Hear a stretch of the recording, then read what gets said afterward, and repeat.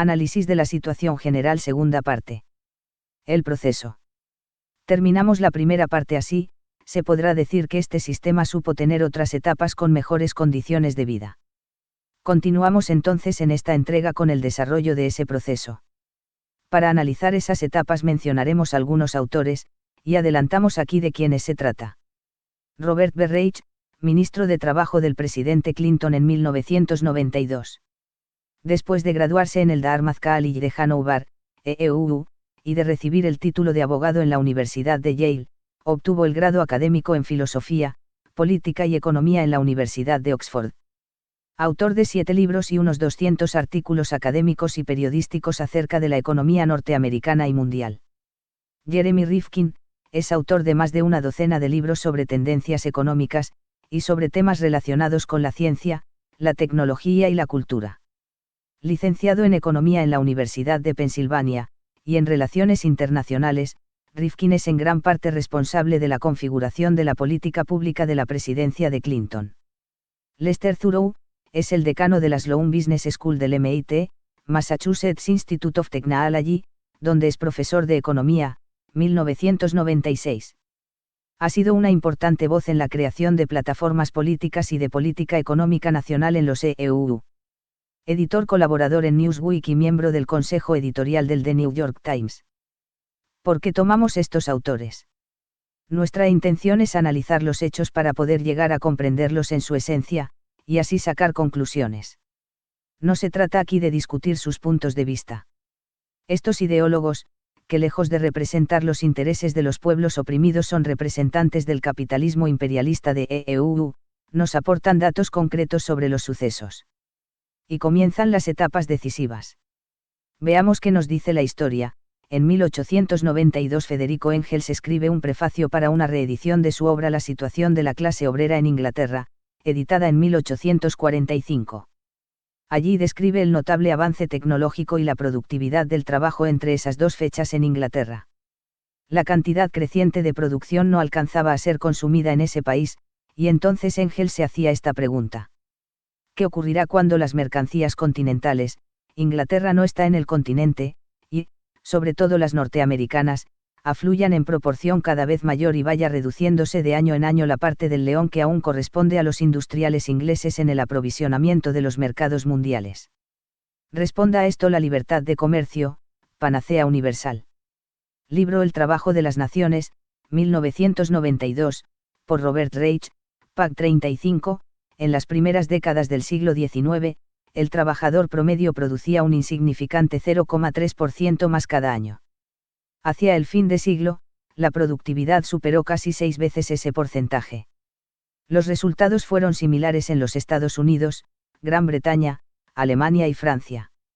Ese crecimiento de la productividad desbordaba el poder adquisitivo y la capacidad de consumo de los mercados internos. La competencia que generó en el mercado mundial el avance de la productividad en esa época, años después trajo, de un modo cruento, la respuesta que pedía Engels, la Primera Guerra Mundial 1914-1918, que se llevó varias decenas de millones de muertos, la destrucción de ciudades, etc. Esa fue una guerra interimperialista entre las potencias capitalistas por el dominio de las colonias, territorios, por los mercados y fuentes de materias primas. No había gobiernos, estados, ni fuerzas socialistas, ni comunistas, ni anarquistas, ni guerrillas que amenazaran a nadie.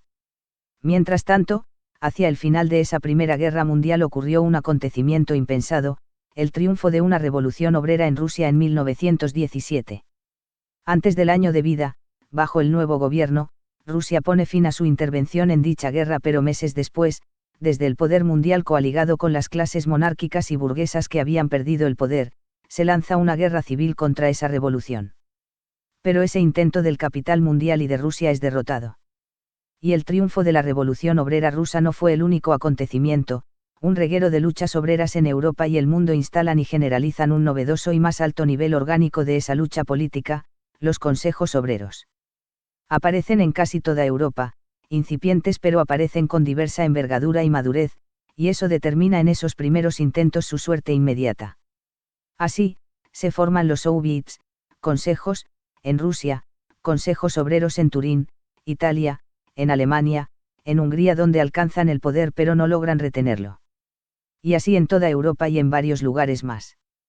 Con esto quedaba claro que la clase trabajadora y los pueblos no iban a ser dócil carne de cañón de intereses ajenos. 2. El segundo capítulo. Veamos qué pasó los años siguientes. Libro El fin el trabajo, 1996, por Jeremy Rifkin, página 40. La productividad ha crecido desde el inicio del presente siglo. En 1912, se necesitaban 4.664 horas/hombre para construir un automóvil. A mediados de los años 20 se podía ensamblar uno en menos de 813 horas/hombre. Entre 1920 y 1927, la productividad de la industria americana se incrementó hasta un 40%. En 1929 la psicología del consumo de masa se había asentado en América. Aquel año el Committee on Recent Economic Changes del presidente Herbert Hoover publicó un informe que finalizaba con una brillante predicción sobre lo que podía ser el futuro de América. La conclusión es que nos enfrentamos a un campo sin límites, que existen nuevas necesidades que no serán más que la iniciación de otras nuevas a medida que aquellas se satisfagan. Mediante la publicidad y otros mecanismos de promoción, se ha creado un considerable volumen de producción, parecería como si pudiésemos seguir en nuestro creciente ritmo de actividad. Nuestra situación es afortunada, nuestro momento extraordinario. Unos meses después, la Bolsa de Nueva York entró en quiebra, lanzando a la nación y al mundo en general a la más oscura depresión del mundo moderno. Y en el libro El futuro del capitalismo, 1996, de Lester Thurow, página 19, la crisis financiera de los años 20 y la Gran Depresión de los 30 habían llevado al capitalismo al borde de la extinción. El capitalismo que ahora parece irresistible, con solo unos pocos deslices, podría haber desaparecido. La desocupación en EU trepó a cifras espectaculares y la depresión económica duró años. Finalmente, quien condujo directo a la salvación del capitalismo fue, la Segunda Guerra Mundial, el horror, más de 60 millones de personas muertas, millones de mutilados y la destrucción de miles de pueblos y ciudades, hospitales, escuelas, etc., todo. Pero al final de la guerra el mapa y las relaciones de fuerzas en el mundo entre las fuerzas capitalistas y las de la clase obrera habían variado completamente a favor de esta última a pesar de los masivos genocidios de los mejores luchadores obreros y de los patriotas. La aplastante mayoría de todos ellos pagaron con su vida la dignidad con que lucharon. La ausencia de tantas decenas de miles de los mejores, más formados y más dignos luchadores, explica en gran parte las insuficiencias y errores en el ya de por sí difícil objetivo de la construcción de una vida nueva en muchos países. Una serie de países de Europa del Este toman el camino de las democracias populares hacia el socialismo, en países de Europa Central como Francia, Italia, Grecia y otros, la fuerza de los partidos políticos obreros, comunistas, socialistas, anarquistas, socialdemócratas, se había agigantado. Por otro lado, la situación económica y social en toda Europa era terrible y ponía en duda la posibilidad de la continuidad del capitalismo en varios países. Lester Thurow, El futuro del capitalismo, página 18, un conservador aristocrático de Alemania, Bismarck, introdujo las pensiones estatales para la vejez y la asistencia pública en las últimas décadas del siglo pasado. En 1911 el hijo de un duque británico, Winston Churchill, promovió el primer sistema público de seguro por desempleo en gran escala. Un presidente patricio, Franklin Roosevelt, concibió el estado de bienestar social que salvó al capitalismo después de su colapso en Estados Unidos. Ninguna de estas cosas habría sucedido si el capitalismo no se hubiera visto amenazado. Infobae, 26 de abril de 2020, un plan Marshall criollo, poblar y crear trabajo, por J. Grabois, lo que movió al gobierno norteamericano, para lanzar el plan Marshall, no fue mera filantropía. La reconstrucción económica de Europa era la única forma de evitar que el continente cayera bajo las garras del comunismo soviético. Más allá de cualquier valoración moral o ideológica, el socialismo real constituía un peligro objetivo para los intereses económicos de los capitalistas. Los capitalistas renunciaban a una parte de sus ganancias y el movimiento obrero renunciaba a la confiscación de los medios de producción. 3. El tercer capítulo.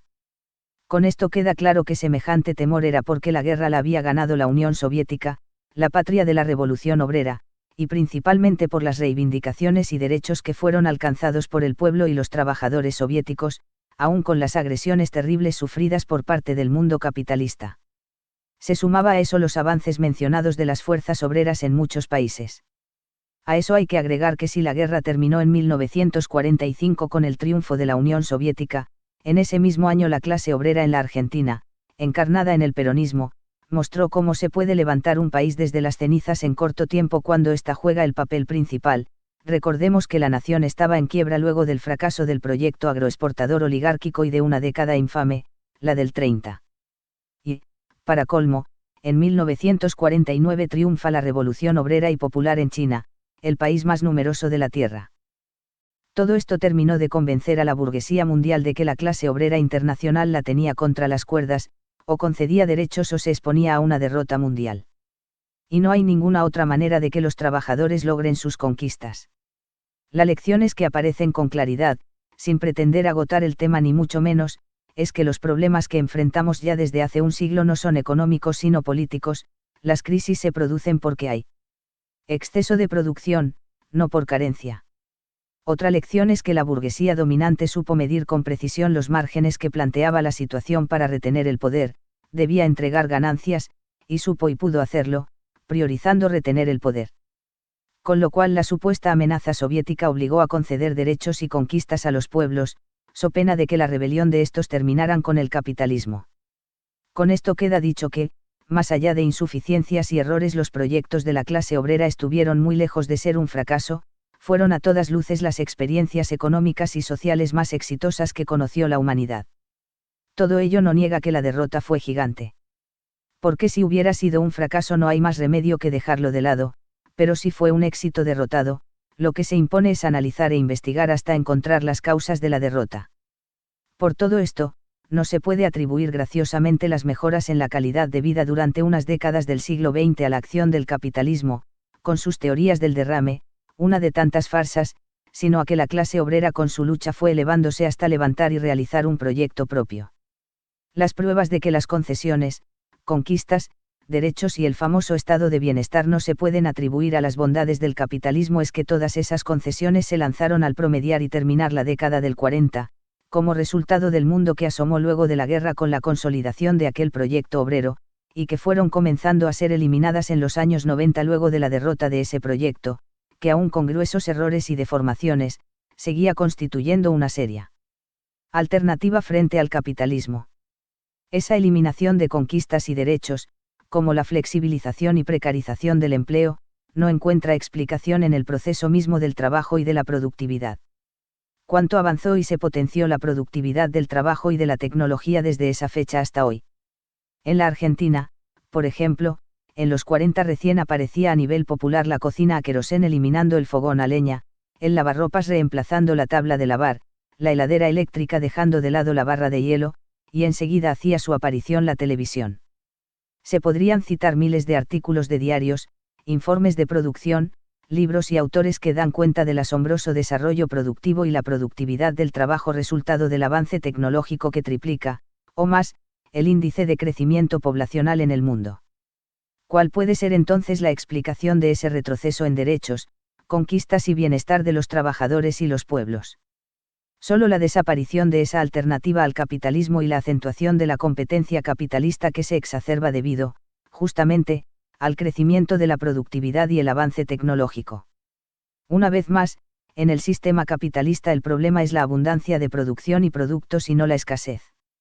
Lo dicho pone en evidencia cómo operan en el proceso y la realidad histórica dos cuestiones, por un lado, el desarrollo científico-tecnológico y por el otro, la acción y relación de las clases sociales entre sí y en la sociedad de conjunto. Sobre esto, volveremos en la próxima entrega. Mayo de 2020.